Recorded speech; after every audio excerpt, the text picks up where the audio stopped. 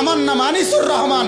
আমি চ্যালেঞ্জ করলাম, আপনার যেই ছেলে ফজরের নামাজ পড়ে না, মেয়ে ফজরের নামাজ পড়ে না, এ ভদ্র না, ভদ্র নয়, ভদ্র নয়, অসভ্য, অসভ্য, অসভ্য। তুমি যদি সাহস থাকে তো তুমি প্রতিবাদ করো, তুমি যুক্তি দাও।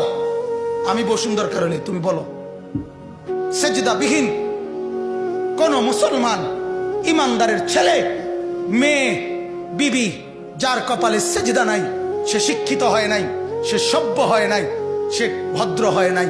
আল্লাহ কোরআনে বলছে, ইবলিসকে, ইবলিস তুই সেজদা করলি না, অহংকার করেছিস, তুই বের হ আমার থেকে। জন্য যে সেজদা করে না সে অহংকারী, আর অহংকারীকে ভদ্র বলে না। কথা বলেন না কেন? অহংকারীকে কি বলে না? ভদ্র বলে না।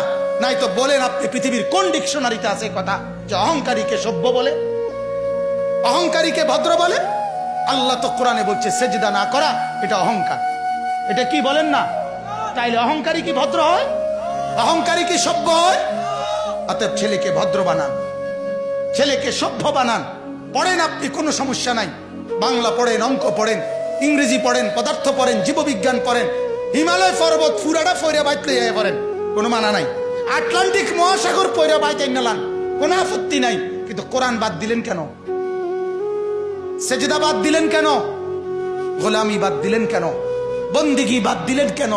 আল্লাহকে ছেড়ে দিলেন কেন? আল্লাহর সাথে দুশ্মনী কেন? যে ছেলেটা সারাদিন একটা ওয়াক্ত নামাজ পড়ে না, যে বিবি একটা ওয়াক্ত নামাজ পড়ে না, যে মেয়েটা পর্দা করে না, তারে জিজ্ঞাসা করেন না যে মা সবার সাথে সম্পর্ক বজায় রাখো, মালিকের সাথে কেন দুশ্মনী? আল্লাহর লগে কি নারাজি হইলা? আল্লাহর সাথে কি দুশ্মনী? আল্লাহর লগে কেন রাগ করলা? কেন রাগ করলা?